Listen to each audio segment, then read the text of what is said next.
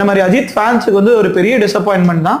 But அப்புறமும் ஏன் தலை இதை பண்ணாரு அப்படின்னு கேட்டா அதுக்கு ஒரு காரணம் இருக்கு. அதுதான் வந்து ரீசெண்டா எல்லாருக்கும் நடக்கிற டிவோர்ஸ் நினைக்கிறேன். செலிபிரிட்டிஸே நிறைய பேர் டிவோர்ஸ் பண்றாங்க. ஸோ மக்கள் வந்து டிவோர்ஸ் பண்ணக்கூடாதுன்றதுக்கு ஒரு மெசேஜா இருக்கணும்ன்றதுக்காக தலை தியாகம் பண்ணியிருக்காரு. தலை ஃபேன்ஸையே எதிர்த்து தலை ஒரு பெரிய தியாகம் பண்ணியிருக்காரு.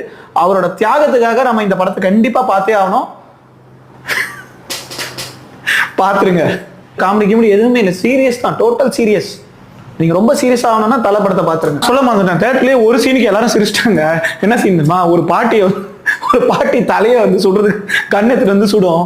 அந்த புல்லட் வந்து ரீகால் ஆகி அந்த புல்லட் வந்து பவுன்ஸ் ஆகி திருப்பி வந்து அந்த பாட்டியை காலி பண்ண பாருங்க. எல்லாம் வீந்து சிரிச்சாங்க தேட்டர்ல. இந்த மாதிரி அஜித் ஃபேன்ஸுக்கு வந்து ஒரு பெரிய டிசப்பாயின்மெண்ட் தான்.